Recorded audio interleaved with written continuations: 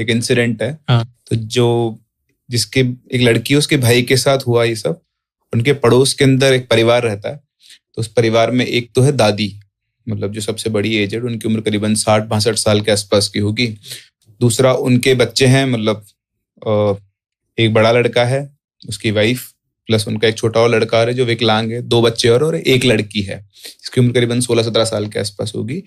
तो जो अड़ोसी पड़ोसी वाले मकान में दोनों लड़कियां फ्रेंड हैं, आपस में एक दूसरे को जानती हैं। तो जो पड़ोस वाला घर है उसमें जो बूढ़ी औरत रहती है, उनके बारे में कहा था कि वो जादू टोना करती हैं। तो कैसे पता लगा लोगों को, कैसे चीजें आउट हुई, तो बेसिकली सबसे पहले जो इनके घर में 2 मौत हुई। जो इनका सबसे बड़ा बेटा था, पहले उसकी मौत हुई। उसके 3-4 महीने के बाद इनकी बहू की मौत हो गई। इसके बाद इनके पड़ोस में जो ये लड़की रहती थी, इनके पड़ोस में एक और घर था, वहां पर एक आदमी की मौत हुई।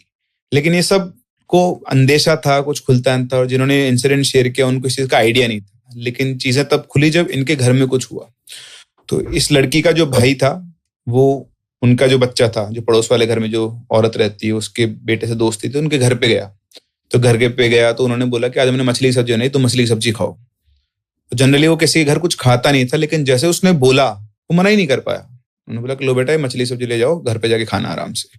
तो वो लेकर आ गया, घर पे आकर उसने मछली की सब्जी खा ली। खाने के 1-2 दिन बाद से उसकी तबीयत खराब होना शुरू हो गई। मतलब गले के अंदर से कुछ चुभता था और कुछ भी खाता था तो वॉमिट हो जाती थी। तो तबीयत खराब हुई तो डॉक्टर को दिखाया गया। डॉक्टर ने देखा, रिपोर्ट सब नॉर्मल। तो डॉक्टर ने बोला कि ऐसा तो कुछ दिख नहीं रहा जिसकी वजह से इसको जो प्रॉब्लम हो रही है वो हो, बट फिर भी मैं दवाई दे देता हूँ। तो दवाई चली 3-4 दिन, लेकिन दवाई से कोई आराम नहीं। कुछ भी खाना खाए वापस से वॉमिट कर दे, कुछ भी खाना खाए वापस वॉमिट कर दे। तो उसकी मम्मी ने बोला कि काम कर, तेरे को मैं किसी को दिखा लेती हूँ, मतलब बाबा वगैरह को, हो सकता है कि मेडिकल प्रॉब्लम ना हो। तो ये सब मानता है, तो ये सब बकवास होती है, कुछ नहीं होता, मैं ठीक हो जाऊंगा 2-4 दिन के अंदर, दवाई चल रही है। 5-7 दिन और गुजरे, तब नहीं हुआ ठीक। तो उसकी मम्मी जबरदस्ती उसको लेकर गई बाबा के पास। तो बाबा से बोला कि भाई ऐसी ऐसी बात है और ऐसे इसकी तबीयत खराब हो रही है, ठीक नहीं हो रही, डॉक्टर भी ठीक नहीं कर पा रहे। तो थोड़ा बहुत उसको चेक वेक किया, और चेक करने के बाद उससे बोलते हैं कि तुमको पता है ये सब क्या हो रहा है इसके साथ? बोलते नहीं। बोले तूने मछली सब्जी खाई थी ना उस दिन? तो उसको बाबा को कैसे पता कि मछली सब्जी खाई है? तो किसने बताया था उनको? जिस औरत से तू सब्जी लेकर आया उसी औरत ने सब कुछ किया हुआ है। तो उसने लिंक किया कि हमारे पड़ोस वाली जो बूढ़ी औरत है उसने मछली की सब्जी दी थी, मैंने वो लेकर खाई थी। तो वहां के बाद जब इन बाबा से बात की तो उन्होंने बताया कि वो कोई नॉर्मल औरत नहीं है, वो तंत्र विद्या जानती है, और उसने आज से पहले भी ऐसे बहुत सारे लोगों के साथ किया हुआ है। तो वहां से उन्होंने बताना शुरू किया कि उसके जो बहू बेटे मरे थे उसको किसी और ने नहीं मारा, उसने खुद नहीं मारा है, और उनकी बॉडी का जो खून है सारा उसने चूस लिया है। उसकी एज 60-62 साल की, लेकिन वो लगती नहीं है वैसी, वो अभी भी करीबन 35-36 साल की लगती है।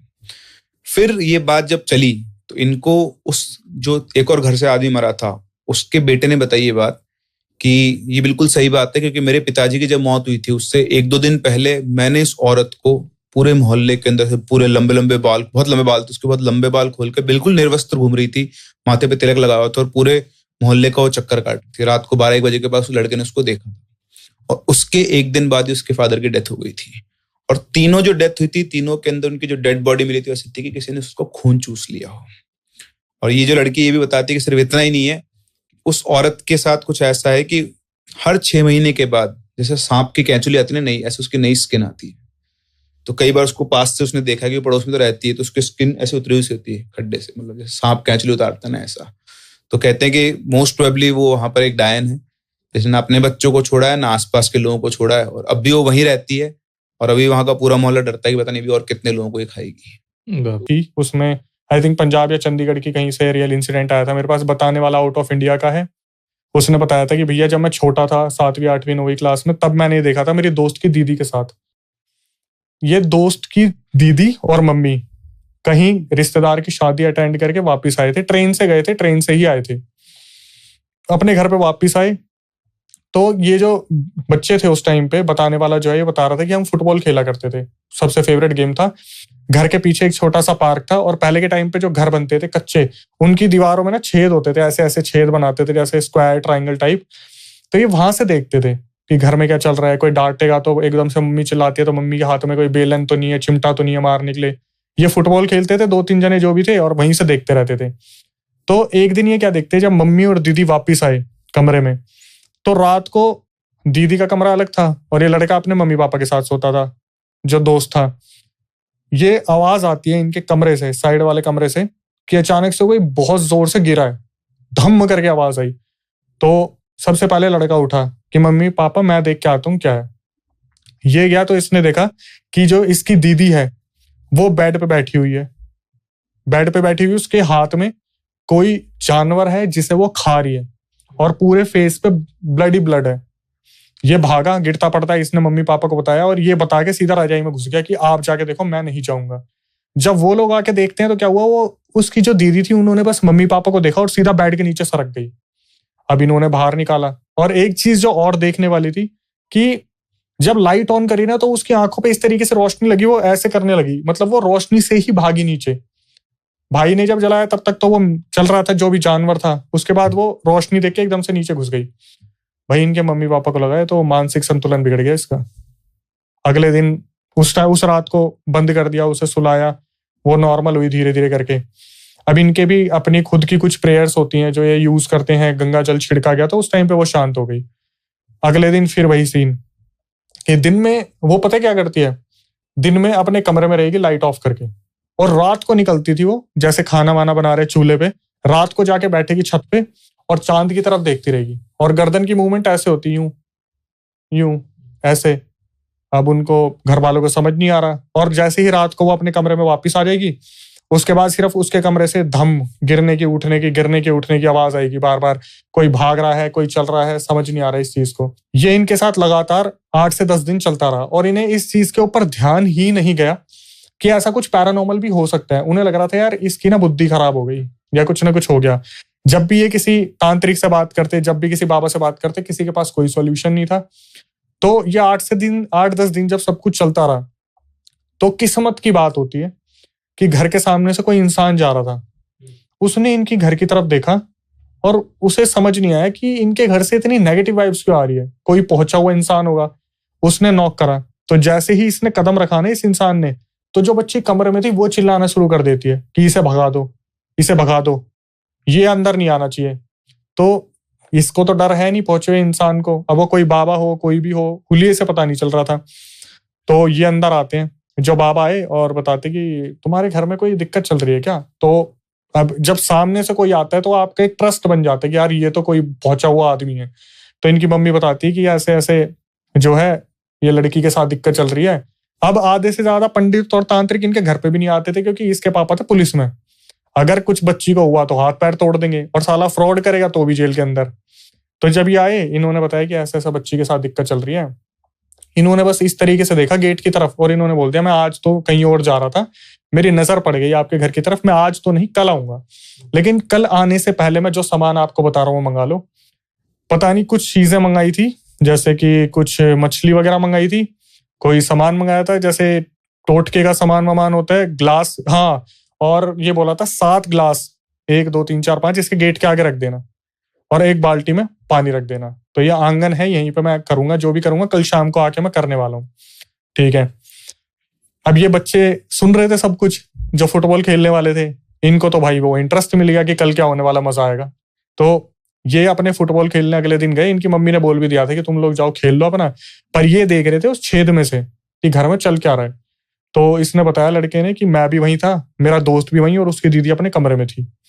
जैसे वो सही करने वाले आते हैं, अंदर घुसे, कमरा बिल्कुल शांत, क्योंकि वो 8 गिलास का कोई टोटका था जिससे उसे शांत कर रखा था।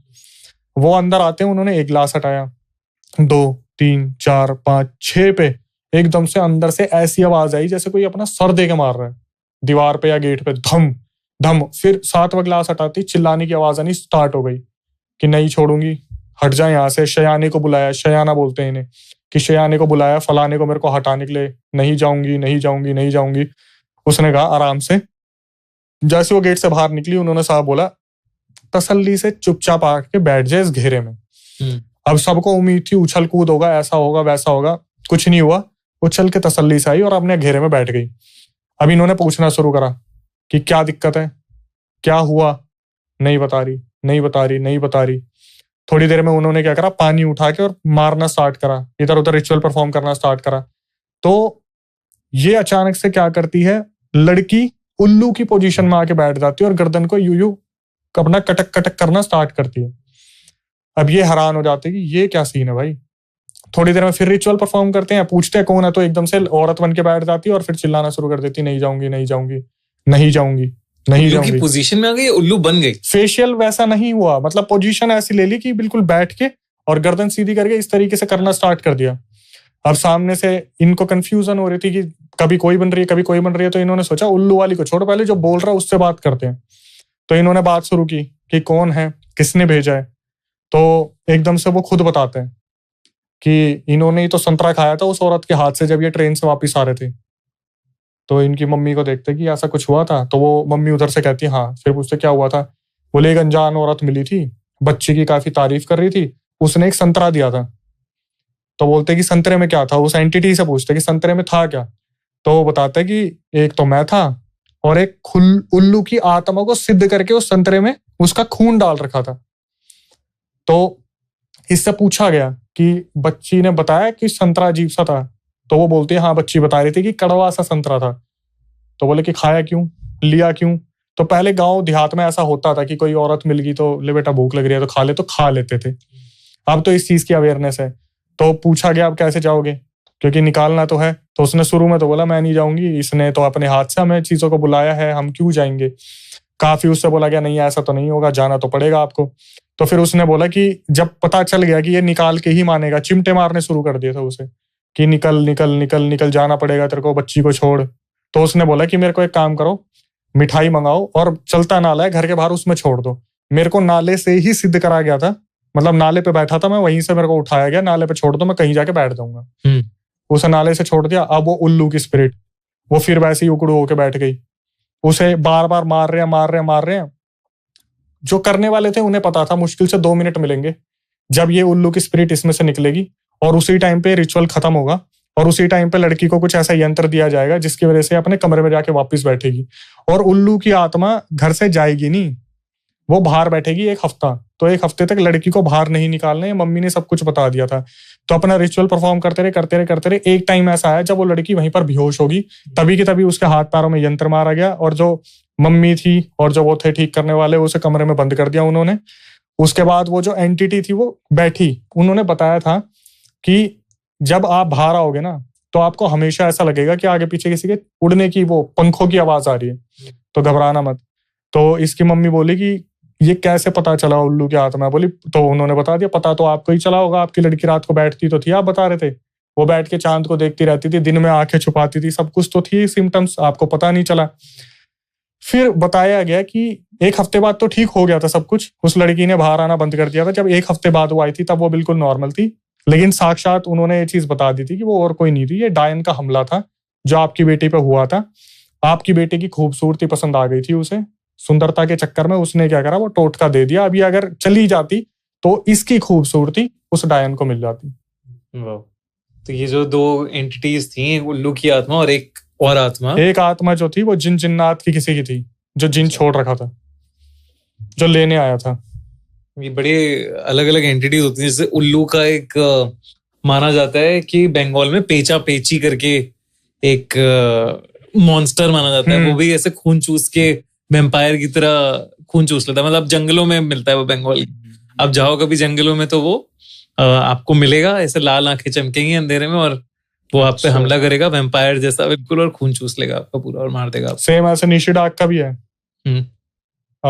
मम्मी और बेटी जा रही थी कहीं अपने नाना के यहाँ पे होके आई थी किसी फेस्टिवल के टाइम पे। तो जब वो वापस आए ना, ट्रेन जहाँ रुकी थी, अब तो बहुत पुराना इंसिडेंट है तो मुझे याद भी नहीं है, उसमें क्या हुआ, दोनों एक दूसरे को बोलते हैं वॉशरूम यूज करते हैं, ट्रेन अभी रुकेगी क्योंकि कोई छोटा स्टेशन है, थोड़ा सा है टाइम, क्योंकि वहां पे जो वो थे दिखा था कि वो जो ड्राइवर्स वगैरह वो भी उतर के गए हैं किसी काम से, कोई सिग्नल वगैरह पिक करना होगा उनको।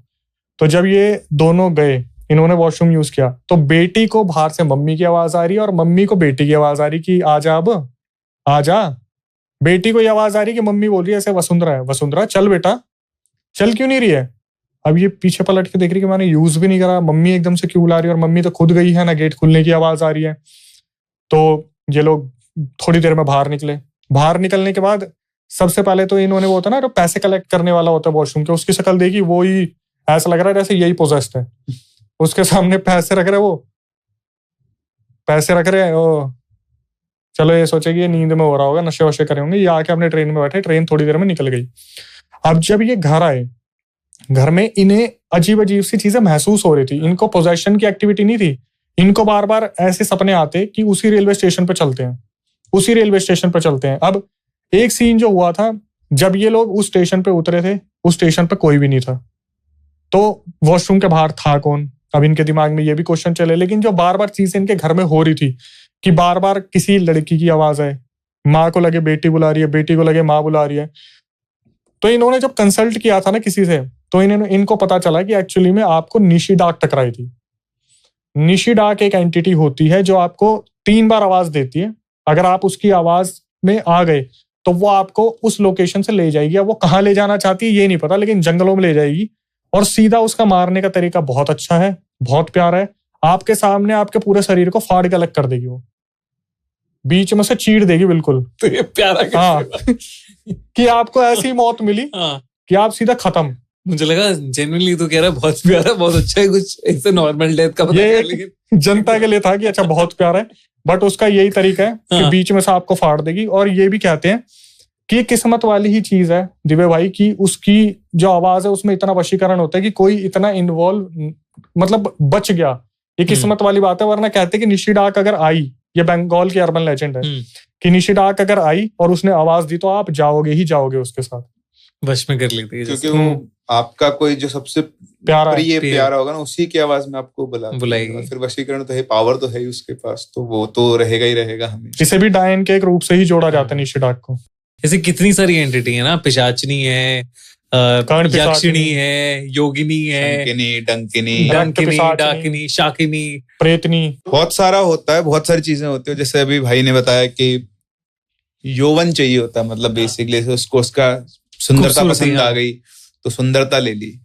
तो ऐसे एक स्टोरी है मेरे पास भी, इसमें ना बहुत अमेजिंग है, वो बहुत अलग उस तरह की है। उसमें पहले होता ना कि ऐसा कहा जाता है चुड़ैलों के लिए कि उनको जिसके शरीर में जो चीज पसंद आ गई उसको लेने उसके पीछे पहुंच जाती है।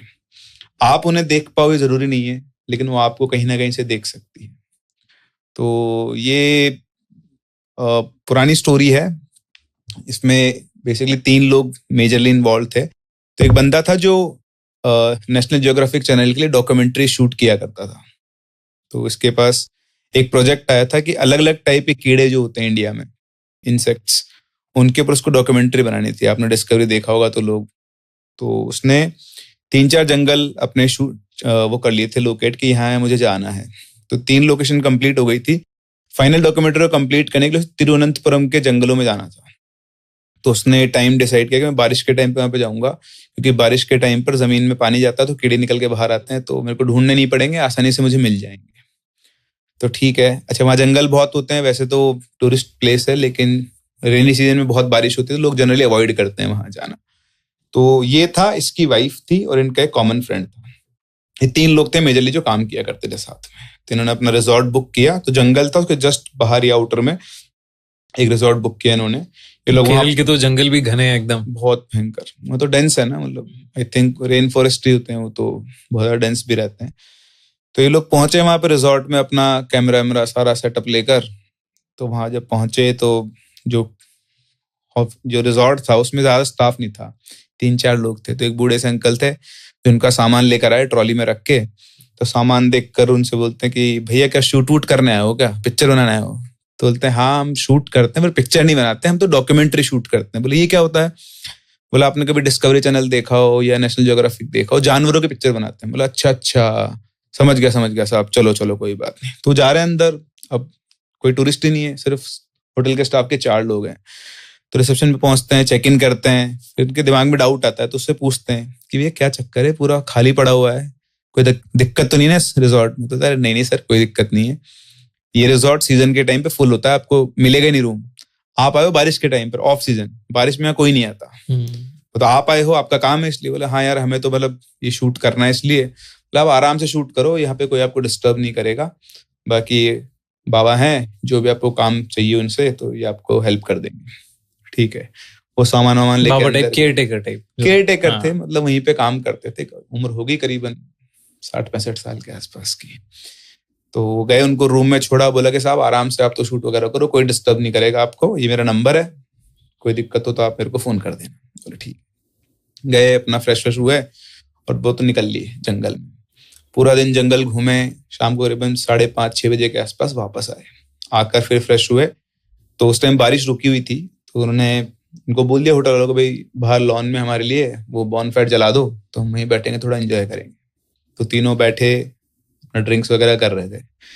रात को करीबन 8:30-9 बजे के आसपास वो जो बूढ़े बाबा थे वो जाते हैं, तो जाते उनकी नजर पड़ती है तीनों को बैठे हुए। तो जाते हुए बोलता है कि अच्छा साहब, मेरा काम हो गया, मैं चलता हूँ, और वैसे तो कोई जरूरत है नहीं ऐसी कोई, बट फिर भी कोई आपको दिक्कत लगे तो आप मुझे फोन कर लेना, मैं निकलता हूँ। तो जैसे निकलने लगे तो जैसे अपन बैठे हैं बात कर रहे हैं, तो बोले यार बाबा रुको, आओ थोड़ा हमें बताओ इस जगह के बारे में, क्या है क्या नहीं है। तो ऐसे उनसे बातचीत करे तो उन्होंने बताना शुरू किया। तभी जो उस बंदे की वाइफ थी, तो सामने क्या पहाड़ी के ऊपर एक छोटी सी लाइट जल रही थी, मतलब दिया है कुछ ऐसा मंदिर सा दिख रहा था, शेप थोड़ा सा चांद की रोशनी में। तो बोलते कि बाबा ये बताओ ये मंदिर क्या है। तो उतना बोलते बाबा के मुंह का रंग उड़ गया, रंग का ऐसे मुंह का बिल्कुल कलर चेंज हो गया कि ये क्या पूछ लिया। बोलते कि कुछ नहीं मैम साहब, कुछ नहीं है। तो बोलते कि आप इतना घबरा क्यों गए इसके बारे में बात करते। बोले मैम साहब ये बहुत खतरनाक जगह है, इस बारे में मैं आपको कुछ नहीं बताऊंगा। तो बोलते ऐसा क्यों। तो देखो आप शहर के लोग हो, खतरनाक जगह बोल रहे हो, कुछ नहीं बता रहे हो। हाँ मतलब उनके लिए खतरनाक जगह है, लेकिन अब आप शहर के लोग हो, मैं आपको बताऊंगा, आप इस चीज का मजाक उड़ाओगे, मानोगे तो हो नहीं, क्योंकि हमारे गांव वालों की बातों पे तो आप विश्वास वैसे ही नहीं करते हो। तो बोलती नहीं हम ऐसा कुछ नहीं करेंगे, आप तो बताओ। बोलते नहीं मैम साहब जाने दो, मैं निकलता हूँ। बोलते अरे बाबा प्लीज बैठो बताओ। अच्छा हम आपकी बात पे भरोसा नहीं करेंगे। तो बोलता है बाबा बोलते हैं कि वहां पर एक चुड़ैल रहती है। जैसे उन्होंने बोला सब हंसने लग गए। देखा मैंने कहा था ना आपसे, इसलिए मना कर रहा हूँ, मैं जा रहा हूँ आप रहने दो। बोलते नहीं अब हम नहीं हंसेंगे, अच्छा आप बैठो, आप तो कहानी की तरह सुना दो कि जो भी है हम कुछ नहीं कहेंगे। तो समझ लो चलो ठीक है आप इतना बोल रहे हो।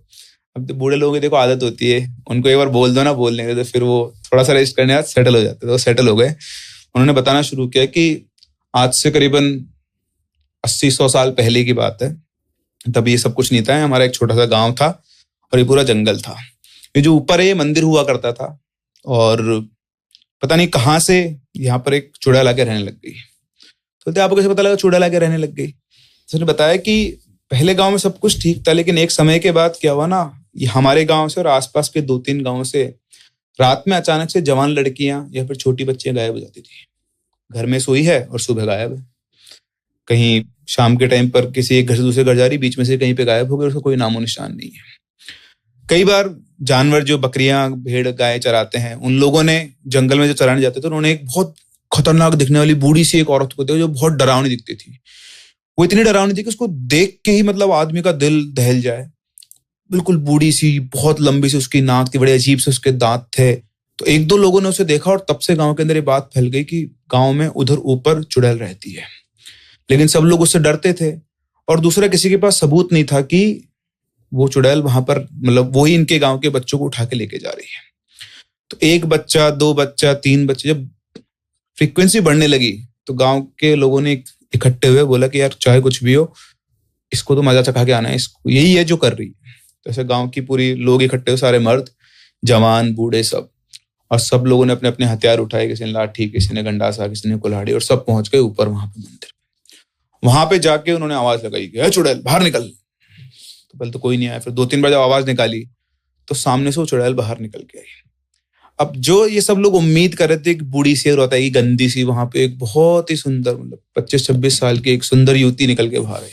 उसको देखते सबके सब अवाक रह गए कि ये क्या हुआ, हम तो क्या एक्सपेक्ट कर रहे थे। तो खुसर फुसर चालू हो गई, और जो युवा दिल थे तो आप समझते हैं, तो वो उसको स्कैन करने लग गए पूरा।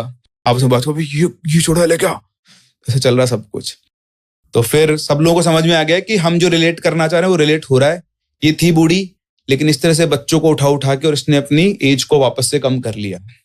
उनका सरपंच वो बोलता है क्या चुड़ैल तो हमारे गांव से बच्चे उठाने क्यों आती है। तो बोलती कि मैं तुम्हारे गांव क्यों आऊंगी। तो बोलते नहीं, हमको पता है कि तू हमारे यहाँ से और हमारे आसपास के गांव से बच्चे उठाती, जब तेरी उम्र कम होती जा रही है। तो बोलती कि बकवास मत करो, तुम्हारे पास क्या सबूत है कि मैं तुम्हारे से बच्चे उठाती हूँ। तो बोलते सबूत तो हमारे पास नहीं है, लेकिन अब क्या दोबारा अगर तुम्हारे गांव में आई ना तो हम सबूत की बात नहीं करेंगे, तेरे को खत्म कर देंगे। तो वो भी कम नहीं थी, लोग उससे डरते भी थे। मतलब तुम मुझे खत्म करोगे नहीं करोगे मुझे नहीं पता, अगर तुम लोग अभी गए नहीं ना तो मैं तुम सबको ही खत्म कर दूंगी। तो इस तरह से इनके बीच में थोड़े से डायलॉग्स एक्सचेंज हुए, बट अल्टीमेटली गाँव वालों ने बोल दिया कि आखिरी बार है, अब की बार अगर हम आए ना तो तुझे मार के ही जाएंगे। तो उसने बोला ठीक है चलो, निकल गए। अब 2-3 लोग बोलने वाले होते हैं, बाकी सब देखने ऑब्जर्व करने वाले होते हैं। सब लोग नीचे आए तो जवान लड़के, तो उनमें से लड़का बोलता अबे तूने देखा? तो बोलता है क्या? बोले उस चुड़ैल के दाहिने पैर में अंगूठा नहीं है। तो वो बहुत डिटेल से उसको स्कैन कर रहा था। अब सबको ये खबर फैल गई कि उस चुड़ैल के दाहिने पैर में अंगूठा नहीं है। ठीक है, अच्छा, ये जो प्रोग्राम हुआ उसके करीबन 2 महीने तक किसी तरह की गांव में कोई अप्रिय घटना नहीं हुई। गांव वाले निश्चिंत हो गए, हमने जो काम किया था कर दिया, अब वो अपने गांव आनी है तो अपन चिंता नहीं करते। ठीक है, फिर उसके बाद एक दिन रात के टाइम 11 बजे के आसपास गांव में हल्ला मच गया कि फला की बेटी को गायब हो गई है घर में सोते हुए। सबको लगा फिर से कुछ ना कुछ हुआ है। पूरा गांव उसके घर के बाहर इकट्ठा हो गया। अब उस घर में क्या था, उस दिन गोबर का लेप हुआ था। पुराने गांव में गोबर मिट्टी का लेप होता था। तो सब लोग पहुंचे तो उन्होंने बताया कि भाई हमारी बेटी थी, यहाँ बीच में सो रही थी, इसको उठा के ले गई। तो जब सब लोगों ने देखा तो उसमें पैरों के निशान थे, किसी के चलने के, गीले उस पे, और उनमें उस पैरों के निशान में दाहिने पैर का अंगूठा गायब था। तब सब कंफर्म हो गई कौन आया था। हाथों हाथ सब लोगों ने उठाए अपने हथियार, मशाल वशाल, सीधा पहुंचे ऊपर पहुंचकर वो जैसे चुड़ैल बाहर निकले, उससे कोई बातचीत नहीं कि उसको मारना पीटना शुरू किया। मार पीट कर उसको फंदा लाकर पेड़ से लटका दिया और वहीं उसको आग लगा दी। मरते मरते बोल गई कि तुम लोग मुझे तो मार रहे हो, लेकिन तुम्हें क्या लगता है कि मैं मर जाऊंगी? मैं यहीं पे रहूंगी और तुम सबसे बदला लूंगी। इसके बाद कोई तांत्रिक वगैरह बुलाए गए, उस पूरी जगह को सील कर दिया गया और ये मना कर दिया गया पूरे गांव के अंदर कि कोई भी उस पहाड़ी के ऊपर नहीं जाएगा। तब से मैम साहब, जो उनको कहानी सुना तो बोलते हैं मैम साहब, तब से हमारे गांव में से कोई भी वहां पर नहीं जाता है। जो भी टूरिस्ट आते हैं उनको भी ये कहते हैं कि आप पूरे जंगल में कहीं भी घूमो, बस गलती से भी उस पहाड़ी पे मत जाना। और मैं आपसे भी ये कह रहा हूँ, आप कहीं भी जाओ लेकिन वहां मत जाना। बस मैम साहब, यही यहाँ की कहानी है और इसी से हम लोग डरते हैं। बाकी अब मैं चलता हूँ, समय हो गया मेरे को सुबह जल्दी उठना, इतना बोल के वो चले जाते हैं। उसके जाने के बाद तीनों एक दूसरे को देखते हैं और हंसते हैं। तो उसकी वाइफ है, उसकी बोलती है यार गांव के लोग कितने भोले होते हैं बेचारे, कैसी कैसी कहानियां बना लेते हैं। आज शाम को तो हम उस मंदिर पर रोक रहे हैं, हमें तो कोई चुड़ैल नहीं दिखी। तो बोलते हाँ ठीक है चलो हम लोग भी चलते हैं, सुबह वापस उठ के अपने को जंगल में शूट करने जाना है। ठीक है, थके हुए दिन भर के थे, थोड़ी बहुत ड्रिंक भी कर ली थी। जाते ही दोनों सबको लोग अपने अपने कमरे में जाते हैं, हस्बैंड वाइफ अपने कमरे में, वो फ्रेंड अपने कमरे में, वो जाके सो जाते हैं, नींद आ जाती है। अभी रात को सोते सोते वो जो उसका हस्बैंड होता है उसकी आंख खुलती है किसी डिस्टर्बेंस से।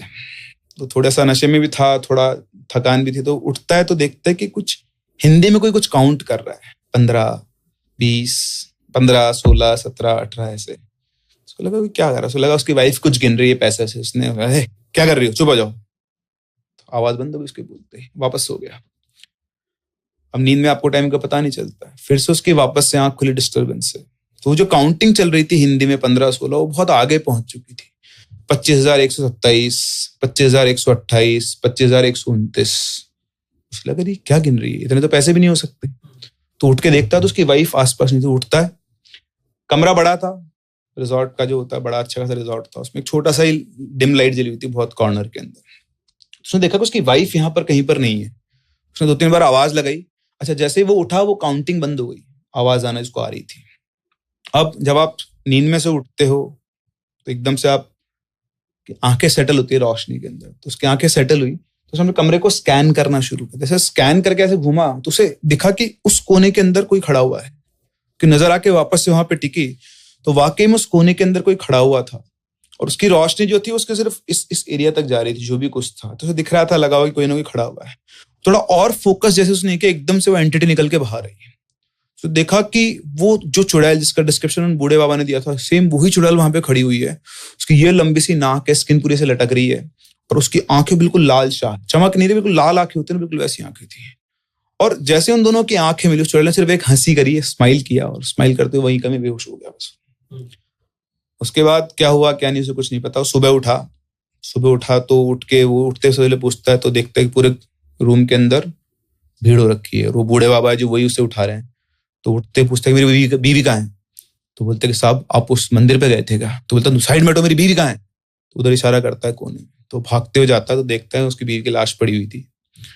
और उसकी बीवी की लाश में सबसे अजीब चीज थी वो ये थी कि वो बिल्कुल गंजी हो चुकी थी और बाल जो थे उसके ऐसे कोई काट के लेकर गया। उसके बाल एक एक करके किसी ने उखाड़े। तो रात को जो काउंटिंग चल रही थी 25,127, 25,128, वो गिन गिन के उसके बाल उखाड़ रही थी।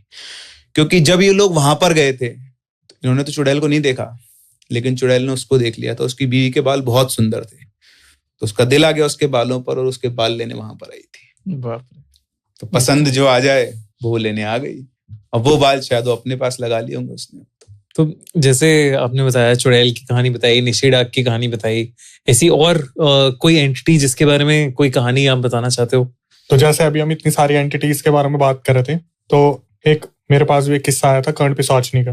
कर्ण पिशाचनी तो वैसे ही बड़ी फेमस चल रही है आजकल इंटरनेट पे है। वो यूथ के बीच में ज्यादा चल रही है, यूथ बहुत याद करता है उन्हें। लेकिन ये जो था ये थोड़ा उल्टा पड़ गया था। हुआ क्या था ये मुझे पता ही, हिमाचल में मेरी एक रिलेटिव है और वो काफी इन डेप्थ नॉलेज रखती है। तो हिमाचल में आपको पता है कि इन सब चीजों के बारे में जागर लगना और इस तरीके की जो मान्यताएं होती हैं वो बहुत ज्यादा है वहां पर, मतलब देवी देवताओं की जो मान्यता है। तो मैं कभी कभी उनसे फोन करता था कि आपके यहाँ पे तो इतना सब कुछ होता है, कभी आप ही बता दिया करो। तो कभी कभी ऐसा होता है ना कि माइंड में एकदम से क्लिक करा। तो जैसे दिन में मैंने बात करी, मैं शूट पे बैठ गया और मैं अपने स्टूडियो में था। मेरा स्टूडियो का माहौल भी ऐसा पूरा रेड और मैं अकेले में शूट करता हूँ। तो उनका अप्रोक्सीमेटली रात के 10:30-11 बजे फोन आया। बोली कि अक्षय मैं तेरे को ना एक चीज बताना भूल गई। बोली कि तेरे को मैं बताती हूँ कि ना जो दिल्ली जयपुर हाईवे है उसके वहां पर ना जंगलों में कर्ण पिशाचनी रहती है। मैंने बोला आपको कैसे पता?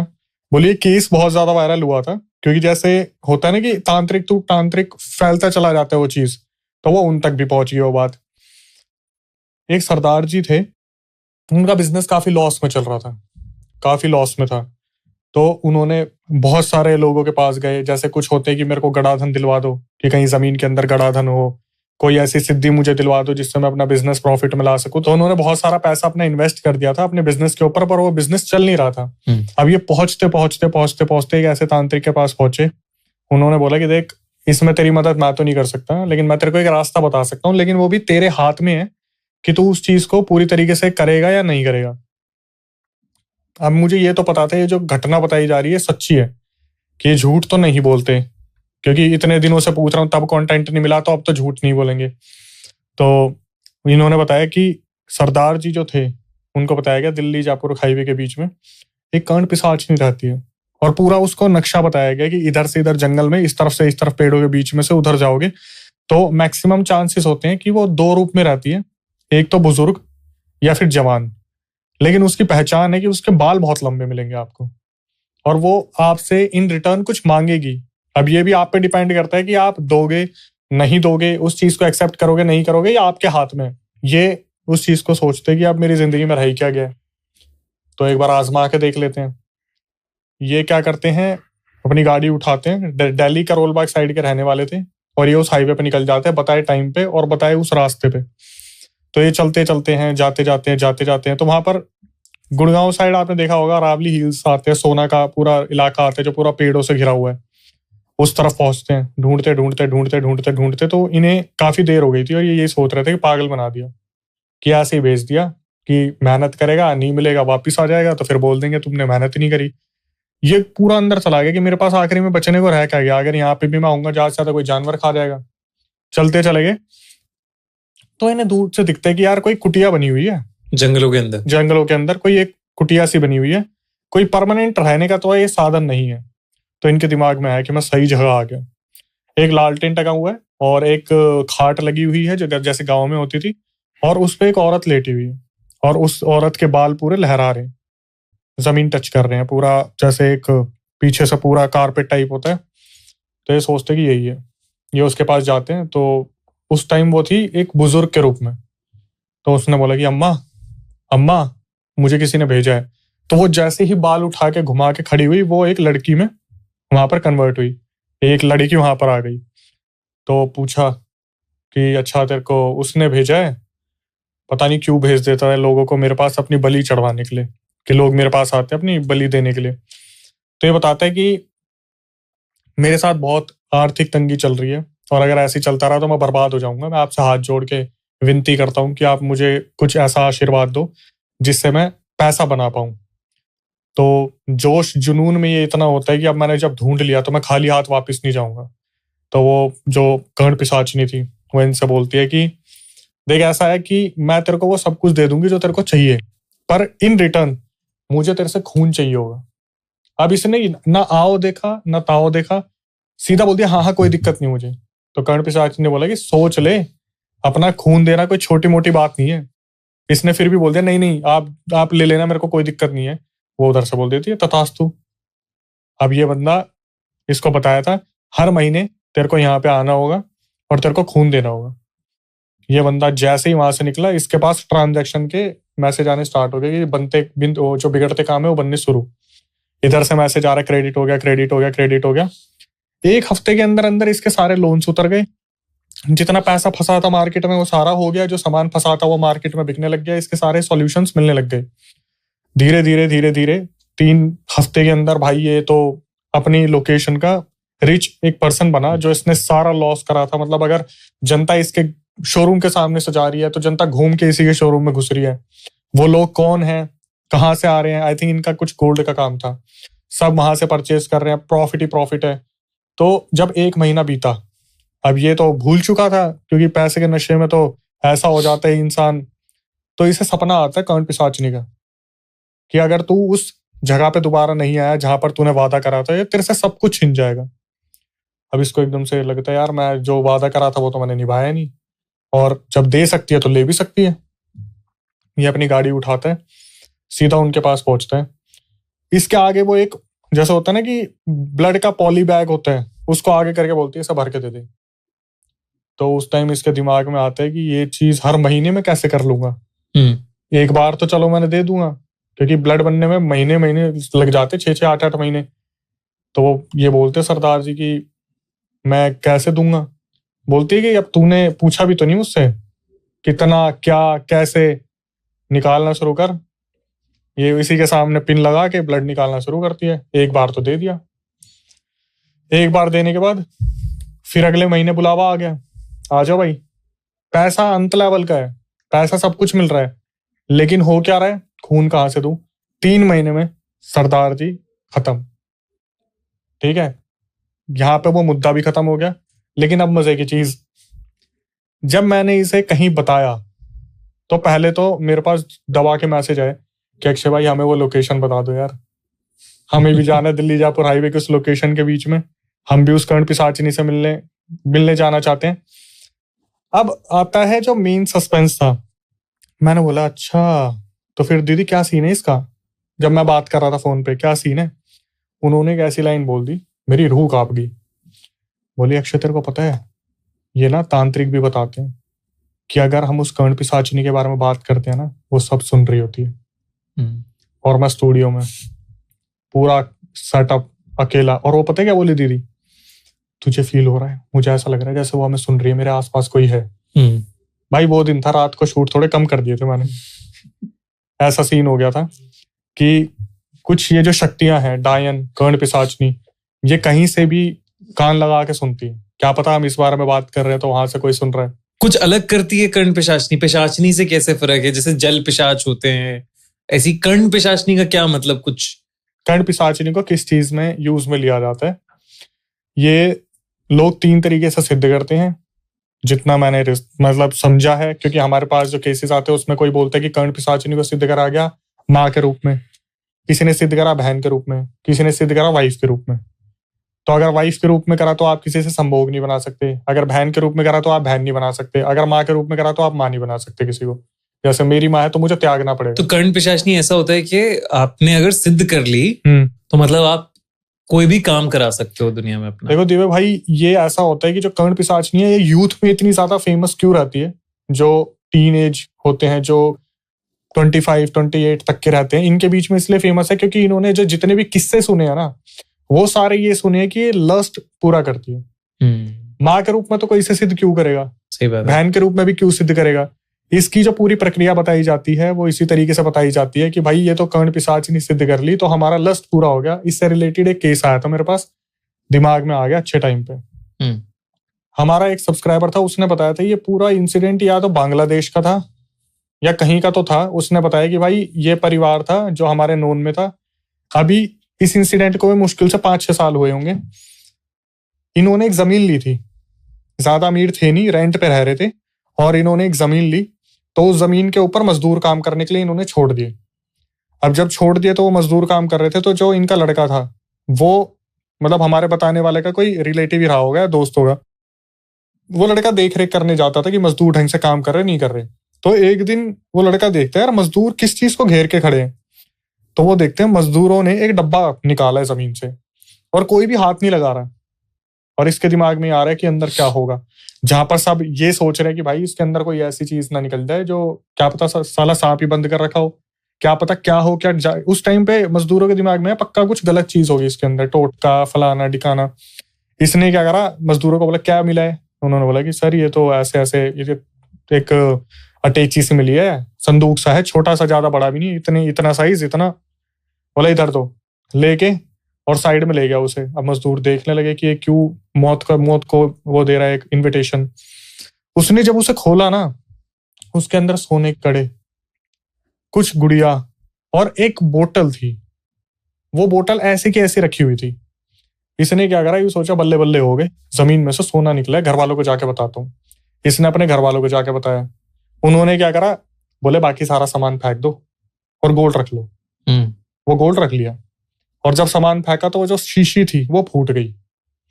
अब फूटने के बाद क्या हुआ, सीधा उसी रात इनका लड़का मदहोशी की हालत में रहता था कि कभी बोल रहा है कभी नहीं बोल रहा, कभी चिल्ला रहा है, कभी उसके साथ कुछ एक्टिविटीज हो रही हैं।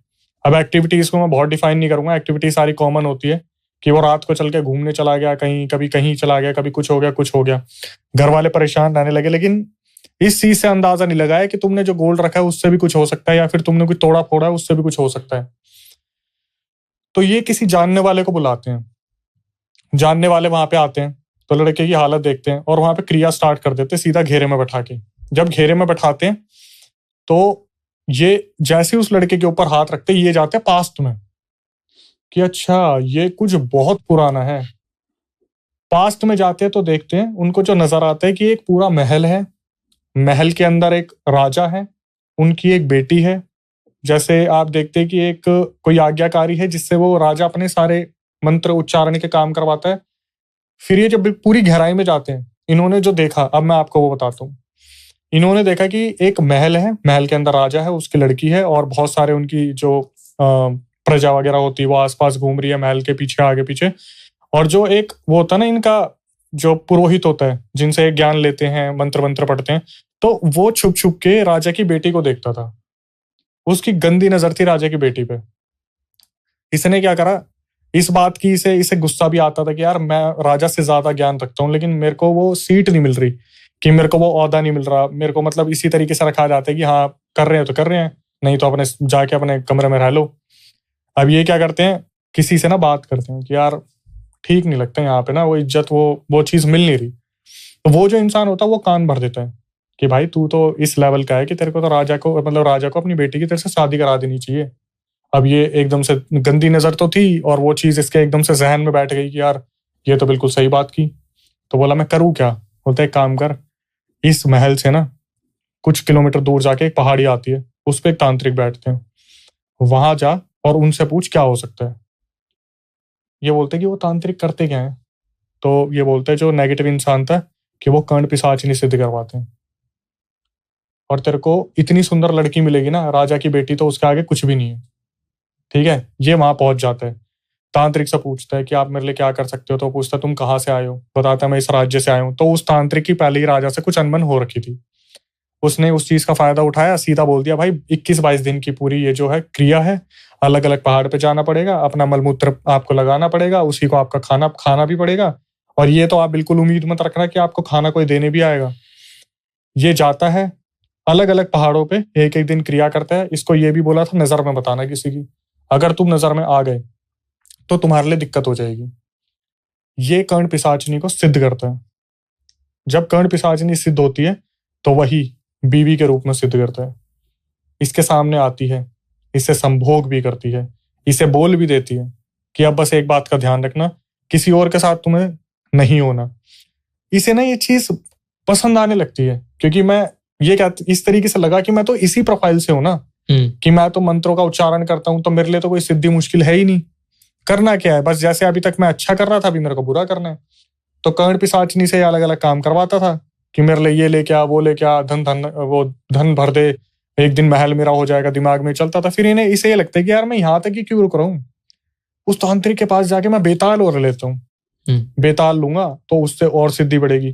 तांत्रिक के पास पहुंचता है, तांत्रिक को बोलता है कि मेरे को सिद्धियां बढ़ानी है। तो बोलते हैं कि भाई एक काम कर, फिर ये थोड़ा सा टफ है, तो बेताल पिशाच सिद्ध कर ले, उसकी क्रिया बताते हैं, ये भी कर लेता है। अब इसके दिमाग में चलता है कि जब सिद्धि मेरे पास आ गई तो मैं तो राजा को हरा के उसका महल भी ले सकता हूँ, अब तो मेरे लिए कोई है ही नहीं।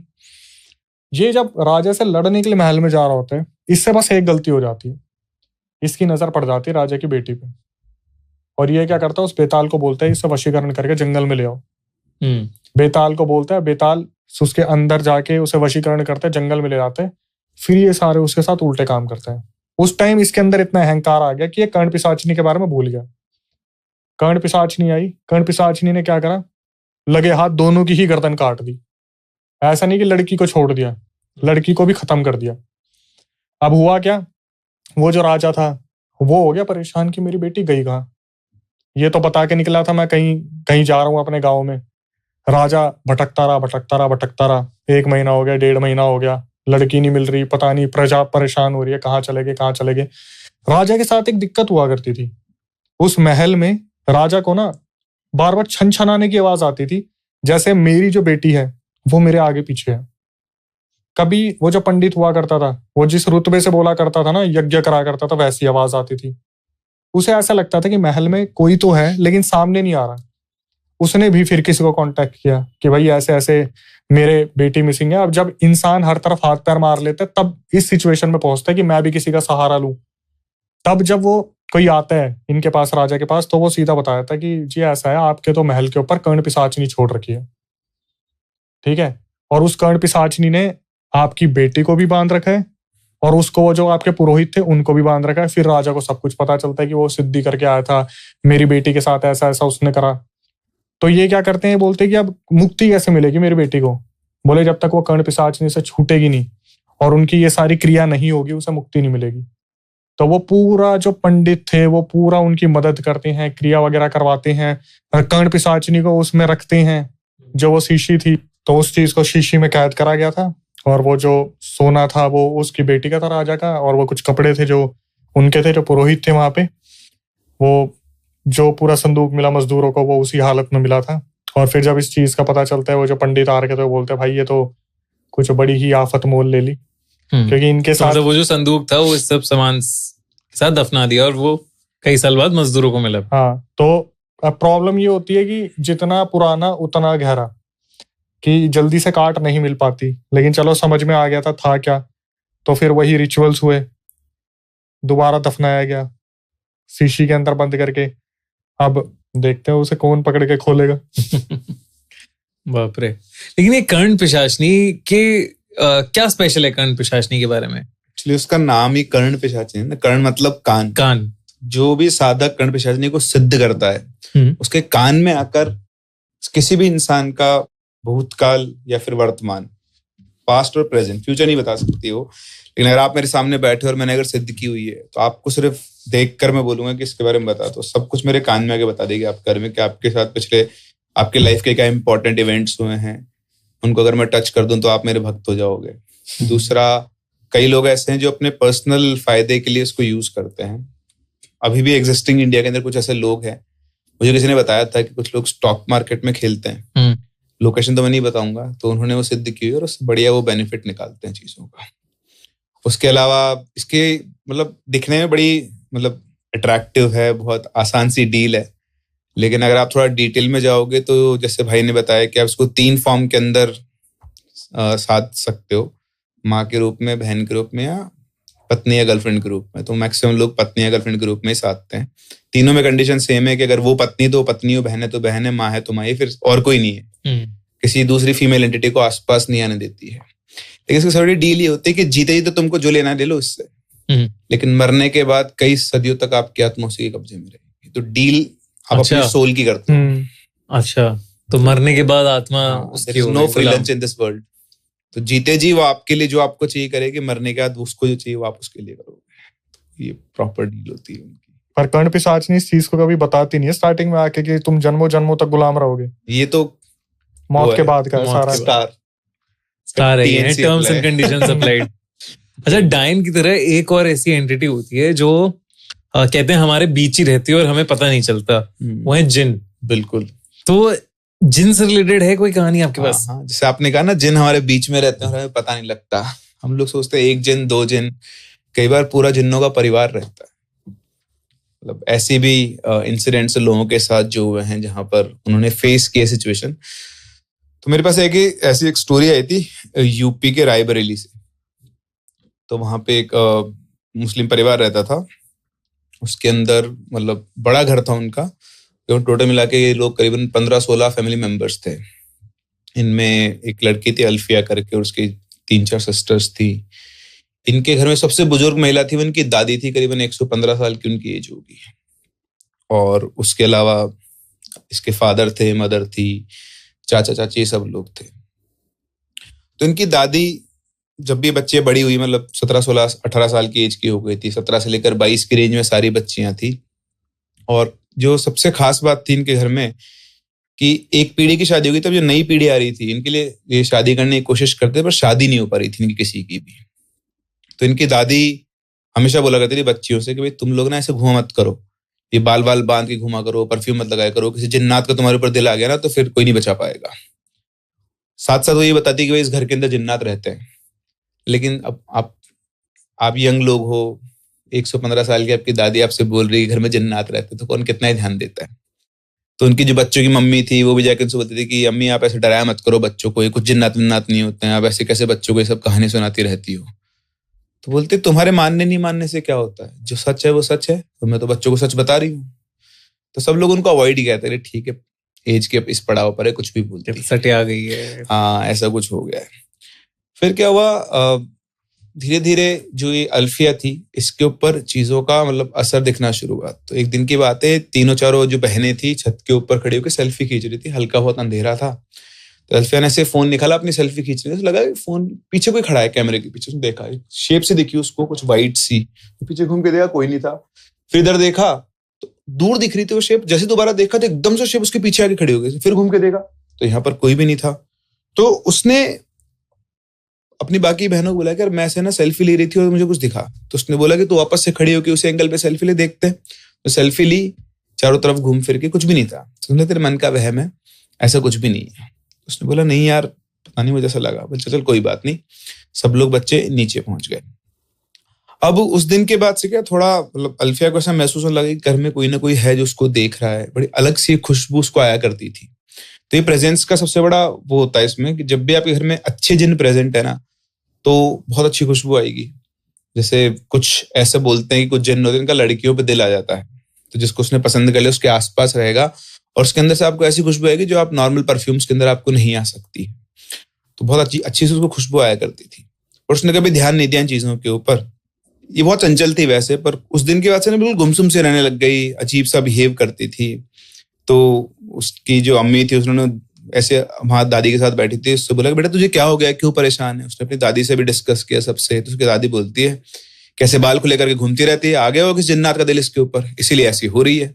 तो उसकी मम्मी उसके ऊपर चढ़ गई कि अम्मी आप कुछ भी बोलते रहोगे मेरी बेटी के बारे में, आपकी हिम्मत कैसे से बोलने की, आप घर की बड़ी हो इसलिए मैं आपसे कुछ बोलती नहीं, जब देखो तभी जिन्नात जिन्नात जिन्नात ला के रखती हो, क्या होते जिन्नात, कुछ नहीं है, बच्ची है बड़ी हो रही है, हो सकता है कुछ प्रॉब्लम हो उसको। तो बोलते ठीक है तुम्हारी इच्छा है जो कर लो, मेरी बात तो कोई सुनता नहीं है। तो उन्होंने उनका आया जो किया। तो जो उनकी उनके ब्रदर की वाइफ थी, अल्फिया की मम्मी की जो देवरानी बोल लो आप एक तरीके से, तो बोलते कि दीदी एक काम करते हैं, अम्मी की बात तो ठीक है, तो उसका बच्ची को नजर वजर लग गई, उसका कुछ इलाज करा लेते हैं। तो बोलते हैं ठीक है काम करते हैं, कल हम लोग मौलाना साहब के पास चलेंगे और वहां पे चल के अल्फिया को दिखा लेंगे।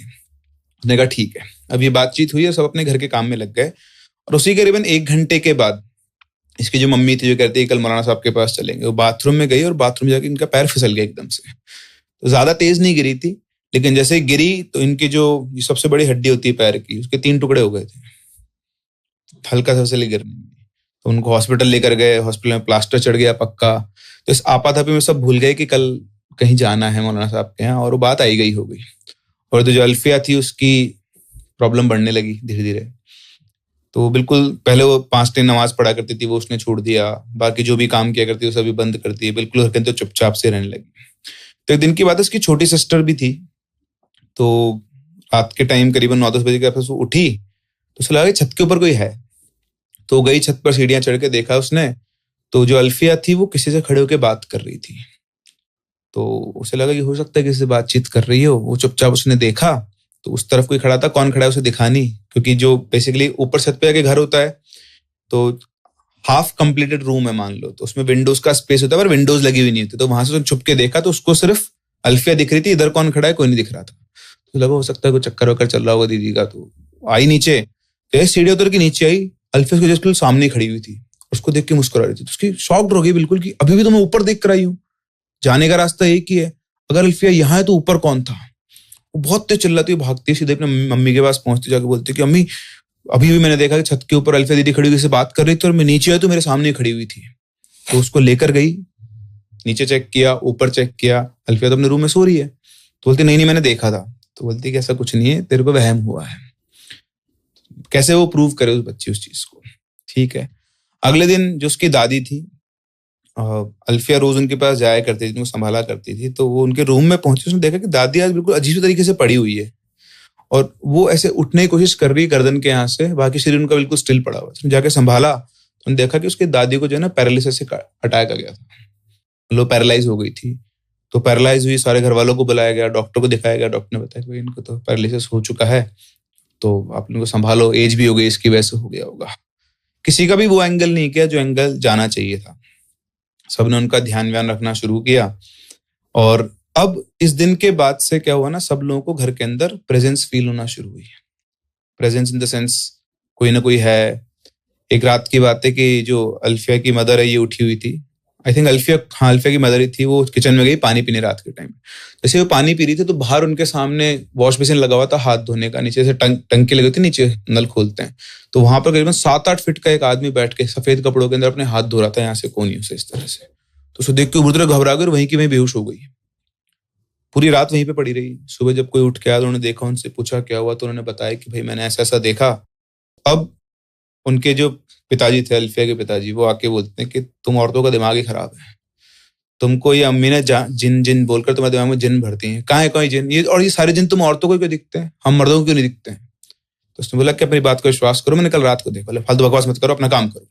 उन्होंने अवॉइड कर दिया। और जो काम पे गए तो ये पहुंची मौलाना के पास और उनसे बोला कि भाई हमारे घर में ऐसी ऐसी प्रॉब्लम है, आप चलो और देखो। तो मौलाना जी इनके साथ में आए, उन्होंने अल्फिया को देखा, इनके पूरे घर को देखा और बोला कि कुछ तो यहाँ पर है और जो आप कह रहे हो सही है कि यहाँ पे जन्नात का बसेरा है, इनको यहाँ से निकालना पड़ेगा। तो उसने बोला हाँ क्या करना है बताओ। तो उन्होंने एक तरीका बताया, कुछ चने दिए, पानी दिया, बोला रोजाना इन कुछ चनों को, और ये काम अल्फिया करेगी, चनों को पानी में डालेगी, फिर उसके बाद उसको निकाल के पूरे पानी और चनों को पूरे घर के अंदर लगातार 7 दिन तक उसको ये काम करना है। तो पहले दिन अल्फिया ने काम किया और जैसे पहले दिन उसने काम किया तो पूरे घर के अंदर चिल्लाने की आवाज आने लग गई, जैसे कोई दर्द से चिल्ला रहा हो, कोई रो रहा हो, कोई मातम मना रहा हो। फिर अगले दिन वापस ने वो प्रोसेस किया और अब हर रात को इनके घर में चहलकदमी होती, प्रेजेंस फील होती, लोगों को व्हाइट कलर की शेप्स दिखाई देती। ऐसे 6 दिन तक लगातार ये प्रोसेस रहा। अब छठे दिन, मतलब जब 7वां दिन आया तो उस दिन क्या हुआ, इनकी जो दादी थी तो दादी की तबीयत बहुत ज्यादा खराब हो गई उस दिन। तो उनको ये हॉस्पिटल लेकर गए, वहां पे चेक वेक करवाया तो 7वें दिन का प्रोसेस नहीं हो पाया।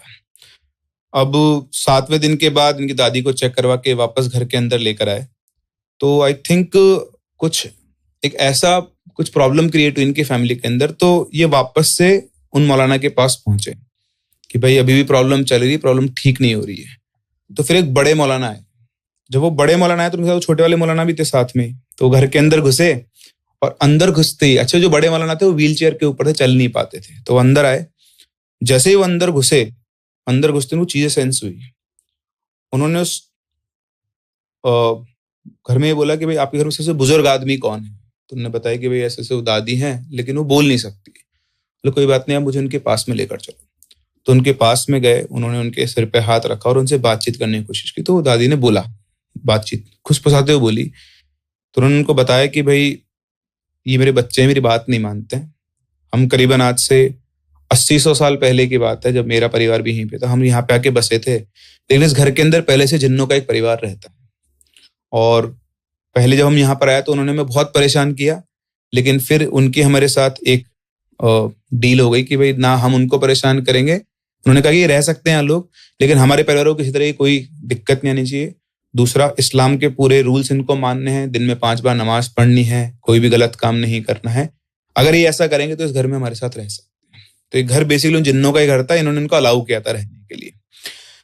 फिर उसके बाद वो बाहर निकले और उससे बोले छोटे मौलाना से कि तुमने क्या किया है, अगर तुम्हें तुम्हारे घर से कोई बाहर निकालेगा तो तुम्हें कैसा लगेगा?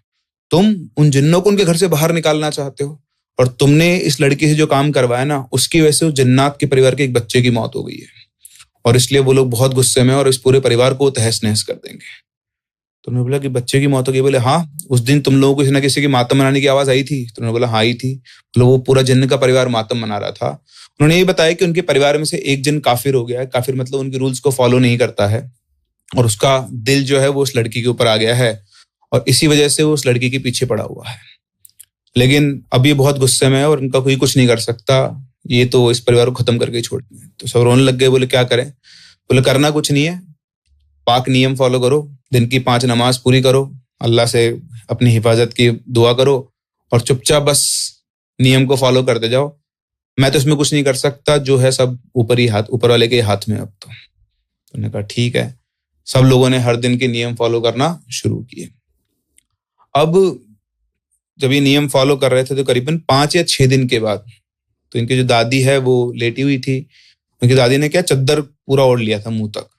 तो जो अल्फिया थी वही गई अपनी दादी के पास देखने, देखा कि उनकी बॉडी के अंदर कोई मूवमेंट नहीं है। तो उन्होंने जाके उनका वो चद्दर हटाया, देखा पूरा चेहरा नीला पड़ा हुआ है, उसकी डेथ हो चुकी है उनकी दादी की।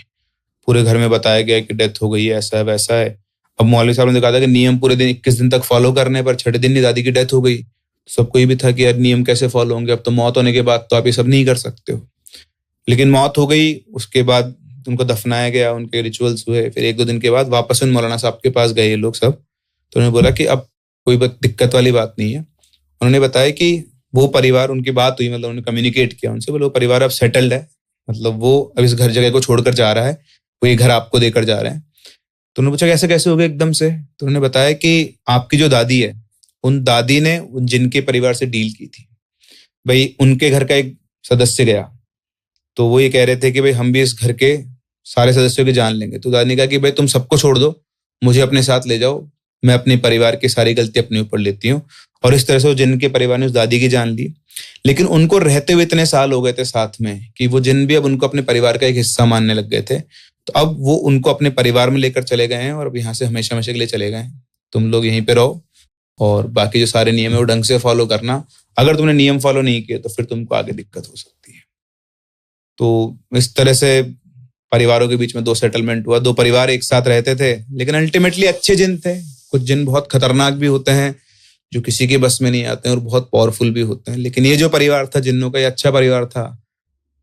इस तरह के इंसिडेंट भी लोगों के साथ होते हैं। आई थिंक अक्षय के पास एक कहानी है जिन की, जिसमें खतरनाक जिन है, लेकिन आई थिंक काफी लंबा पॉडकास्ट हो गया ये, किसी और एपिसोड में कवर करेंगे। अभी तो बहुत सारी एंटिटीज के बारे में बात करनी रह गई है। तो अगर आपको चाहिए कि हम एक और पॉडकास्ट करें अलग अलग एंटिटीज के बारे में, तो कमेंट्स में जरूर लिखिए। And thank you so much Prince sir and Akshay to be part of this podcast. दोस्तों, आज हमने इतनी सारी एंटिटीज के बारे में बात की। डायन, कंठ पिशाचनी, निशी डाक, जिन और बेताल पिशाच। अगर आपको किसी एंटिटी के बारे में पता है तो हमें कमेंट्स में जरूर बताइए, हम उसे भी कवर करने की कोशिश करेंगे। दोस्तों, अगर आपको हमारे पॉडकास्ट का ये एपिसोड पसंद आया तो आपको स्टार प्लस का नया शो जादू तेरी नजर डायन का मौसम जरूर पसंद आएगा। तो उसे चेकआउट करना मत भूलना। Link in the description and pin comment.